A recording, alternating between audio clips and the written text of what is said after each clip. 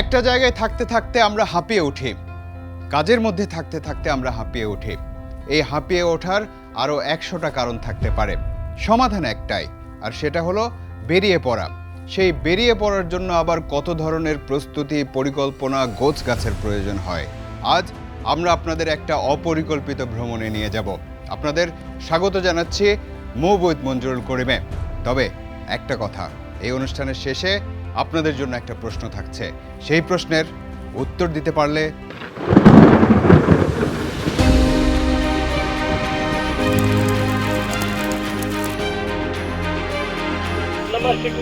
সাত number signal. আর আপনি ভুল শুনছেন, এই সুন্দরবন দিয়ে দাকব স্যার।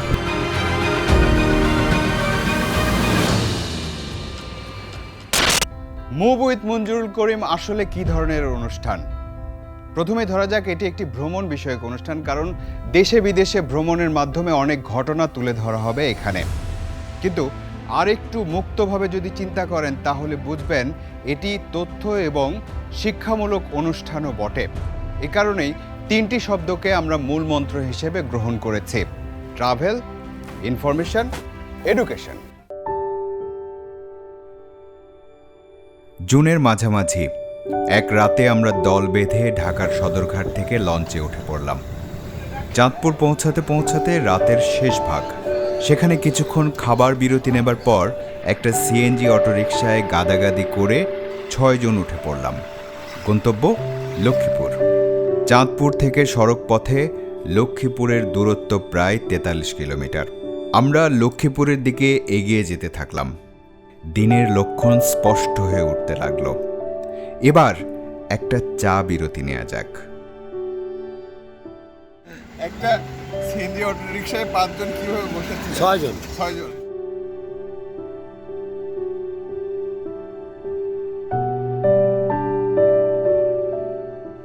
এরই মধ্যে সকাল হয়ে গেছে, নির্ঘুম রাতের ছাপ পড়েছে চেহারায়, কিন্তু ক্লান্তি নেই। লক্ষ্মীপুর পৌঁছে আমরা সকালে নাস্তা করে নিলাম। তারপর একটা রেস্ট হাউসে গিয়ে বিশ্রাম নিতে নিতে পরবর্তী গন্তব্য ঠিক করার কথা। স্থানীয় সাংবাদিক আব্বাস ভাই আমাদের সব ধরনের সহযোগিতা করছেন। পরবর্তী গন্তব্য সম্পর্কে বেশ কিছুক্ষণ আলোচনা করার পর রেস্ট হাউসে না যাওয়ার সিদ্ধান্ত হলো। এবার আমাদের যেতে হবে মজু চৌধুরীর হাটে যে ফেরিঘাট আছে সেখানে। লক্ষ্মীপুর সদর থেকে সে ফেরিঘাট প্রায় 13 কিলোমিটার। ঘাটে এসে আমরা ফেরিতে উঠলাম। ফেরি ছাড়লো, কিন্তু এগোতে পারল না, কারণ পানির গভীরতা কম থাকায় আটকে গেছে। প্রায় ঘণ্টাখানিক ধরে আমরা একই জায়গায় আটকে আছি। ছোট ছোট যাত্রীবাহী বা পণ্যবাহী নৌযানগুলো ঢেউ তুলে যাতায়াত করছে। শহুরে মানুষের জন্য এই দৃশ্যগুলোও দৃষ্টিনন্দন বা চোখের জন্য আরামদায়ক।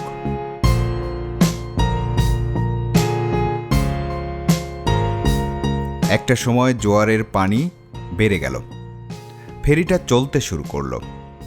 গ্রাম বাংলার মন জুড়িয়ে দেয়া সব দৃশ্য চারপাশে।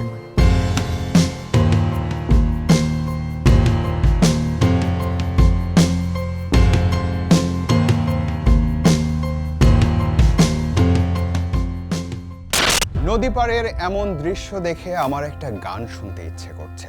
খুব ছোট্ট একটা ইচ্ছে, পূরণ তো করতেই হবে, কিন্তু কিভাবে করব? এই ইচ্ছেটা পূরণ করার জন্য এবার আমরা স্পেনে যাব। নদীর কুল না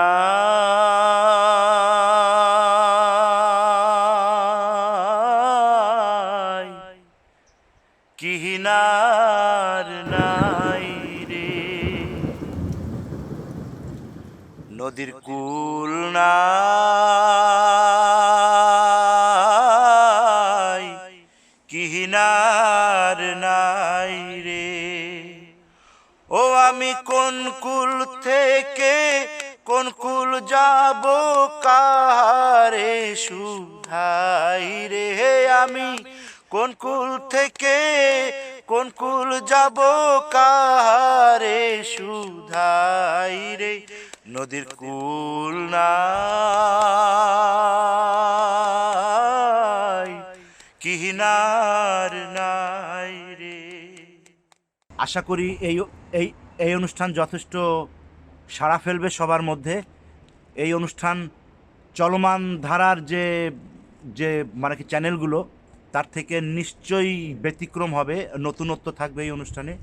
আমরা অনেক কিছু জানবো, অনেক কিছু দেখব। আর হচ্ছে মঞ্জুল করিম বিশেষ করে মানে কি দেশ এবং প্রবাস নিয়ে প্রবাসীদের নিয়ে কাজ করতেছে অনেক দিন থেকেই, এবং প্রবাসীদের অনেক ধরনের তথ্য এই চ্যানেল থেকে আপনারা পাবেন, অনেক দেশ দেখবেন, অনেক অনেক অনেক কিছু মানে কি জানবেন। শাহ ইমরানকে অনেক ধন্যবাদ। তিনি প্রবাস কথার অন্যতম একজন অ্যাডমিন, থাকেন স্পেনের পাহাড় আর সমুদ্র ঘেরা মুত্রিকো নামের একটা শহরে। আর প্রবাস কথা আমাদের মিডিয়া পার্টনার। আপনারা দেখলেন একটা সমুদ্রের পাড়ে বসে তিনি গানটা গাইছিলেন, আর আমরা সেই সমুদ্রের সাথে বাংলার নদীকে মিশিয়ে দিয়েছি। মুভ উইথ মঞ্জুরুল করিম এভাবেই দেশ আর দেশান্তরের সেতু বন্ধন তৈরি করবে। অনুভূতি কি? সাংবাদিক আসলে বিশেষ করে আমি তো ফটোগ্রাফি করি, বুঝছেন? দূর দূরান্ত সব জায়গায় গিয়ে আমি ফটোগ্রাফি করি। আর চিন্তা করলাম যে আমার কাছে এমন একটা ফ্রেম মনে হচ্ছে যে একটা নিঃসঙ্গ মানুষ তাকায় আছে কোন দিকে, ভোলার দিকে। কোথার দিকে? ভোলা ভোলা বলা বলা ভোলার দিকে তাকায় আছে, নিঃসঙ্গ, তার কিচ্ছু নাই। মনে করেন যে ফ্যান্সিরা ওই যে একেবারে মনে করেন যে নিঃস্ব বলতে যেটা বোঝায় আর কি, হ্যাঁ এরকম মনে হইতেছে তার। এই দেখেন, আপনি ফ্রেমটা দেখেন, শুধু ফ্রেমটা দেখেন, দেখছেন? কিন্তু নায়কের মতো ভাব নিলে কি হইব? মনে হইতেছে একেবারে পকেট। হ্যাঁ দেখছেন কি ভাব নেয়, কি ভাব নেয়। নতুন মোবাইল দেখছে তো, এরকম মোবাইল তো বলাতে নাই। তো ভালো লাগতেছে আমার কাছে, মানে ভালো লাগতেছে।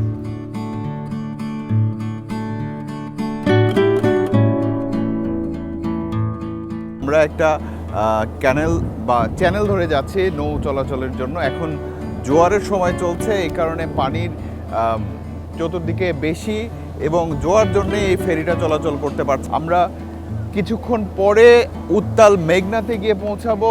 চতুর্দিকে মেঘ করে এসেছে, বিদ্যুৎ চমকাতে দেখতে পাচ্ছি। আশেপাশে অসাধারণ জনজীবন, মাছ ধরার নৌকা, গবাদি পশু, চর একেবারে কালো মেঘে ছেয়ে আছে। আমরা যখন মেঘনাতে পৌঁছাবো তখন ধারণা করা হচ্ছে যে বাতাসের কারণে উত্তাল ঢেউ থাকবে। আসলে আমরা যাচ্ছিটা কোথায়?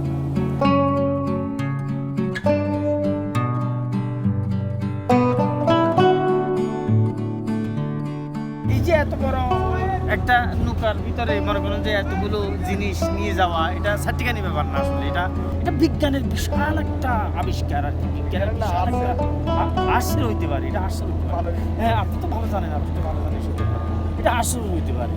এই যেমন আমার সহকারী ফটোগ্রাফার, এটা হলো সেকেন্ড ফটোগ্রাফার। আমি যা যা বলি সব সে রেকর্ড করে, সব রেকর্ড করে। আমি তো অস্কার পাইছিলাম একবার এই ফটোগ্রাফি নিয়ে। এই ফটোগ্রাফি নিয়ে এটা মানে বুঝবেন না, আপনি মাত্র স্টিমগিরি করতেছেন, ওভাবেই থাকেন, বেশি বাড়াবাড়ি করেন না, নাহলে আমি আপনার কালকে বাদ দিয়ে দেব। আর আমার এই ছেলেটা দেখেন, দেখেন প্রতি ক্লিকে ছবি উঠে, কিন্তু জাপসা ফোকাস ঠিক নেই, ফোকাস ঠিক থাকে। ওই লোকটা এরকম উদাস হয়ে তাকায় আছে। কবি হইতেছে এখানে, অনেকে কবি হয়, পরে জিমানি আসলে নদীতে ভরে যাওয়ার পরে কবি ছুটি যায়। এরকম অসংখ্য ঘটনা করছে। কারণ এটা তো বলার মেঘনা নদী না, আশেপাশে তো পদ্মা আছে, মেঘনা আছে, বঙ্গোপসাগর আছে অনেক। এই যে বঙ্গোপসাগরের এটা যে এত বড় একটা নদী, বিশাল বিশাল। আগেরবারের অভিজ্ঞতার কথা বলতে বলতেই চারপাশের দৃশ্য পরিবর্তন হয়ে গেল। দূরে মনে হচ্ছে বৃষ্টি শুরু হয়ে গেছে। আমরা এখন পর্যন্ত মূল মেঘনা নদীতে উঠতে পারিনি। নদীর পানিগুলো বেশ কালচে হয়ে গেছে। ছোট ছোট যেসব নৌকা ছিল সেগুলো ফিরতে শুরু করেছে। চতুর্দিকে এক ধরনের ফিরে যাওয়ার মতো আবহাওয়া তৈরি হয়েছে। সবাই এরকম আবহাওয়ায় মূলত বাড়িতেই ফিরে যায়। আমরা যাচ্ছি মেঘনা নদী পার হওয়ার জন্য।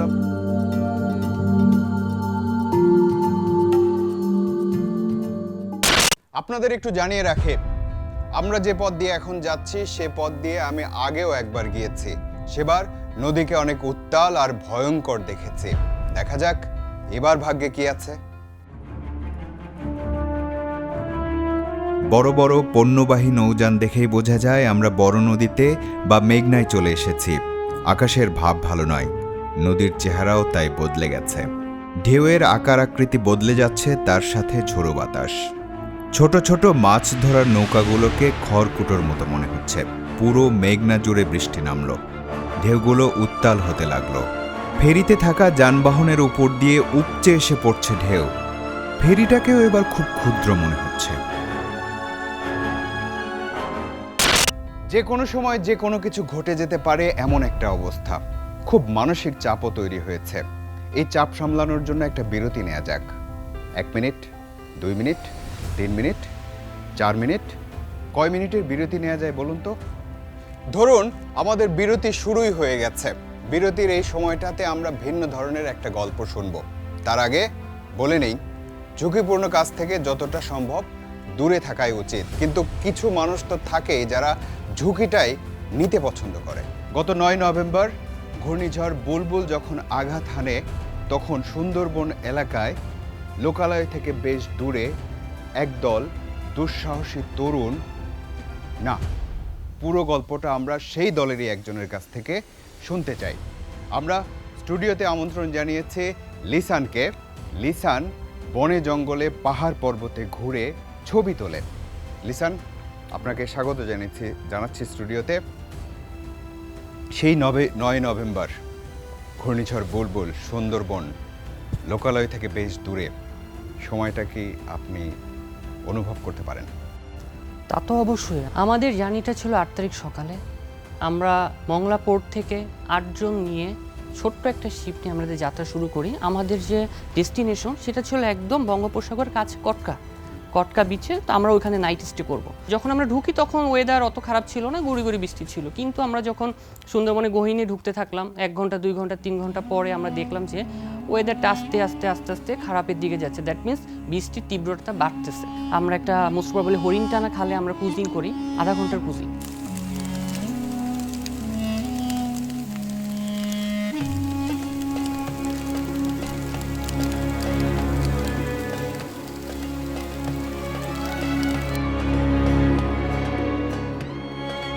প্রায় দুপুর গড়িয়ে বিকাল হলো, আমরাও যেতে থাকলাম। আমরা যতই ভিতরে যাচ্ছি ততই ওয়েদার খারাপ হচ্ছে, ততই বৃষ্টি বাড়তেছে। তো আমরা আস্তে আস্তে যখন কটকার দিকে পৌঁছাই তখন আনুমানিক সন্ধ্যা 6টা বাজে। কটকার পাশেই আমরা একটা সুন্দরী খালে আমরা আশ্রয় নিলাম, যেটা ছিল ইউ শেপের খাল।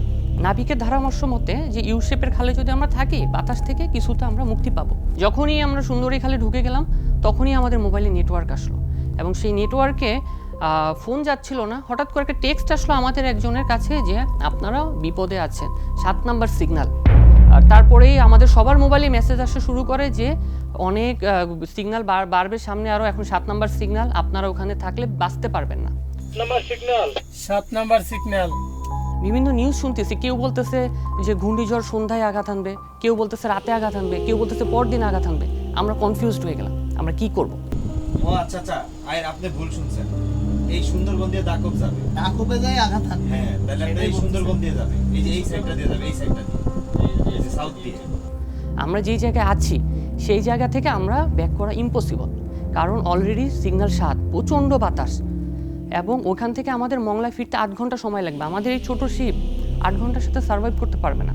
তো সবাই মিলে আমরা আসলে বাচ্চার ওয়ে খুঁজতে থাকি যে আমরা কিভাবে আমরা মৃত্যুর মুখ থেকে বাঁচবো। আসলে এটা বলা যায় যে মৃত্যু থেকে বাঁচার জন্য মানুষ অনেক উপায় খুঁজে। ভোর 4টার সময় জোয়ার আসবে, তখন চলতেছিল ভাটার সময় তো আমরা যেতে পারবো না। সো তারপরে আমরা সবাই যার রুমে চলে যাই, নিচে চলে যাই, কারণ উপরে এত বাতাসের তীব্রতা, আমরা আসলে কেউই উপরে থাকতে পারছিলাম না। ওয়েদার আরও খারাপ হওয়া শুরু হয়, প্রচণ্ড বৃষ্টি।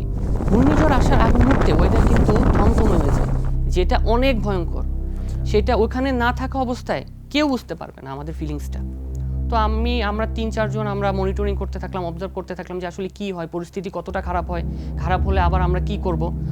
তার মধ্যে সবাই আমরা লাইফ জ্যাকেট পরে রেডি থাকি, যে কোনো সময় জাহাজ ডুবে যেতে পারে। ওইটা ফিল করতে পারি, কিন্তু আমার তখন অনেক কিছু মনে হচ্ছিল। তো তখন আমি আবার জাহাজের যে মাঝি আছে তার সাথে কথা বলি। উনি তখন তার সিডরের বিভিন্ন কাহিনী শোনানো শুরু করলো। তার মানে কি, তার মধ্যেও কিন্তু একটা মৃত্যু ভয় চলে আসছে। সেও মেমোরাইজ করতেছে যে আসলে কি হতে পারে। এক একটা মিনিট এক একটা সেকেন্ড আমাদের কাছে অনেক মূল্যবান মনে হলো। তো তারপরে হচ্ছে আমরা 3 জন রাত 4টা পর্যন্ত অবজার্ভ করতে থাকি। ভোর 4টার সময় আমরা সবাই মিলে আমরা জাহাজটা স্টার্ট দেওয়া হয়, আমরা সবাই একসাথে উপরে এসে বসি, কারো মুখে কোনো কথা নাই, আমাদের ইঞ্জিন স্টার্ট হবে। তবে এইখানে আরেকটা ভয়ঙ্কর ব্যাপার, আমরা কিন্তু আরও মৃত্যুর দিকে চলে যাচ্ছি, কেননা আমরা ছিলাম একটা ছোট খালে। আমরা যখন বড় আপনার শ্যালা নদীতে যাব তখন কিন্তু রিস্ক আরও বেশি, বিশাল নদী, বাতাস আসবে, আমরা যদি ডুবেও যাই আমরা কিন্তু উঠতে পারবো না। তো যতই আমাদের জাহাজ আগাতে থাকলো ততই আমরা আরও যে পানি রোলিং বলে সেটা হতে থাকলো। তো আমরা আসলে সবাই নিস্তব্ধ হয়ে বসেছিলাম, আমাদের দেখা ছাড়া কিছু করা ছিল না, কারণ এই সুন্দরবনের লোকালয় থেকে এত দূরে আমাদেরকে উদ্ধার করার মতো কেউ ছিল না, না ছিল কোনো জাহাজ, না ছিল কোনো মানুষ। আমরা তখনই ভাবছি যে শেষ, এই যে মরে গেলাম, এই যে ডুবে গেল জাহাজ। চারপাশে যত পর্দা ছিল, যত পলিথিন ছিল, কাপড় ছিল, সব খুলে ফেলা হলো। বাতাসে জাহাজটা খালি দুলতেছিল এবং প্রচণ্ড পানির রোলিংয়ে আমাদের যে রুম, সেই রুমের ভিতর দিয়েও পানি চলে আসতেছিল। তো আস্তে আস্তে আস্তে আস্তে আস্তে আস্তে আমরা প্রায় দীর্ঘ 8 ঘন্টা ঝড়ের সাথে ছোট্ট একটা জাহাজ দিয়ে সার্ভাইভ করে আমরা অবশেষে মংলা যে পোর্ট, সেই পোর্টের কাছাকাছি চলে আসি। কিন্তু তখনও গল্প শেষ হয়নি। পশুর নদী দিয়ে আমরা ঢুকতে পারবো না, কারণ পশুর নদীটা খুবই ভয়াবহ, খুবই ডেঞ্জারাস, ওখানে অনেক ট্রলার ডুবে যায়, তার মধ্যে সিগন্যাল 10। ওনার কোস্টগার্ড থেকে আমাদেরকে বললো আপনারা একটা খালে আশ্রয় নেন, কিন্তু আমরা একদম তীরে এসে আমরা আসলে সহ্য করতে পারছিলাম না, মৃত্যুর মুখ থেকে ফিরে আসছি আমরা। আর কখনো আসলে আমরা যারা ছবি তুলি আমাদেরকে এরকম অ্যাডভেঞ্চার নিয়েই কাজ করতে হয়, এরকম ভয়ঙ্কর প্রতিকূলতা নিয়েই কাজ করতে হয়। তবে আমি যেটা মনে করব যে আর কখনোই এরকম সাইক্লোনের সাথে আসলে সাইক্লোনকে নিয়ে ফিরে আসাটা বা সাইক্লোনকে ওভারকাম করাটা, এটা আসলে অনেক টাফ। এরকম ঘূর্ণিঝড়ে যাওয়ার পরিকল্পনা আসলে কখনোই আমি করব না। যাই হোক, আপনার গল্পের মধ্যে ডুবেছিলাম, আমাদেরকে সময় দেওয়ার জন্য অনেক ধন্যবাদ। একটা ক্যাপ আছে, তাকে দেওয়ার জন্য একটা শুভেচ্ছা উপহার। অনেক অনেক ধন্যবাদ। একটু পরে ধন্যবাদ, অনেক অনেক ধন্যবাদ আপনাকে। এটাই হলো মুভ উইথ মঞ্জুরুল করিমে বিরতি নেবার ধরন। লিসানের গল্প শুনে কারো সাহস বাড়লো নাকি কারো ভয় বাড়লো জানি না, তবে বাঘের ছবি তোলার চেয়ে নিশ্চয়ই জীবনের মূল্য অনেক বেশি। যে যাত্রায় আমরা ছিলাম, চলুন সেটা শেষ করি, কারণ ঝড় ঝঞ্ঝার ওই পথ পাড়ি না দিলে পরবর্তী গন্তব্যে যাওয়া হবে না।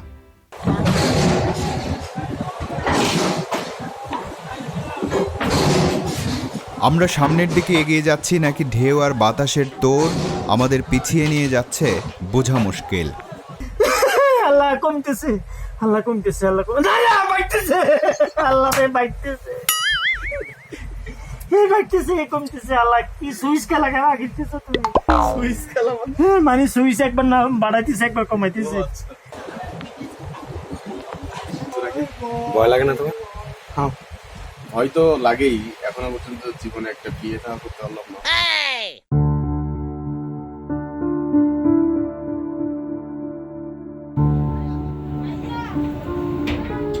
পরিস্থিতি আরো খারাপের দিকে যেতে লাগলো। ভাই ভয়ঙ্কর অবস্থা, আর এই ভয়ঙ্কর অবস্থার মধ্যে ফেরির মধ্যে থাকি ভয় পাচ্ছি। আর পলাশ ভাই বুট দিয়ে আসতে চেয়েছিল, নৌকা দিয়ে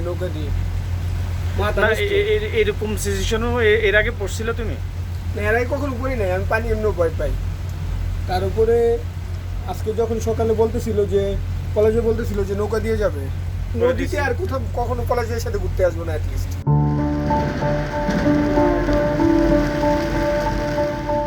আরো বেশ কিছুক্ষণ পর কিছু মাছ ধরার নৌকা চোখে পড়তে লাগলো।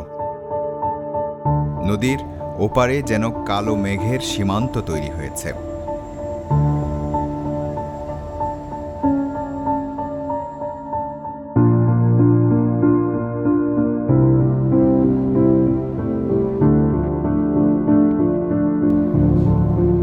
একবার মনে হয় তুফান শেষ, পরক্ষণে আবার আকাশ তার চেহারা পাল্টে ফেলে।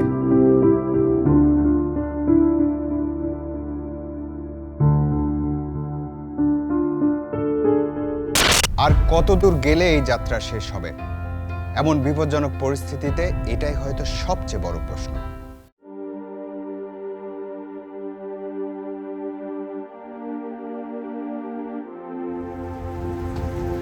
ভাই ভাই একটু তাকান ভাই, তাকান তাকান তাকান, ভাই টাকাই দেবো একদম মনে হয়। আরে তাকান দেখা যায় মেয়া। দেখ, তুই এত করে পুরো 2 ঘন্টা পর্যন্ত বলছিস দেখা যায় দেখা যায়। আরে অনুরেন না, এই দেখেন না, দেখেন দেখেন, কি অবস্থা। তো কাঁপতেছে তো। আরে কাঁপবে তো একটু, কাছাকাছি তো আইছি, আমি মিশা কথা কইছি দেন। ও মা, ওরে চলে আসি।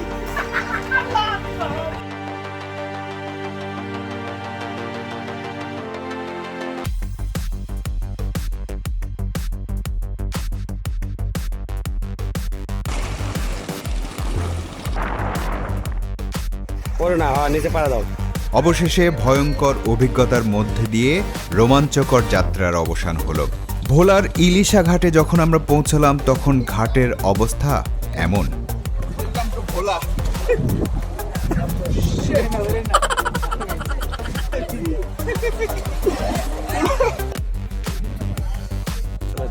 এবার বাস ধরতে হবে চর ফ্যাশন যাওয়ার জন্য।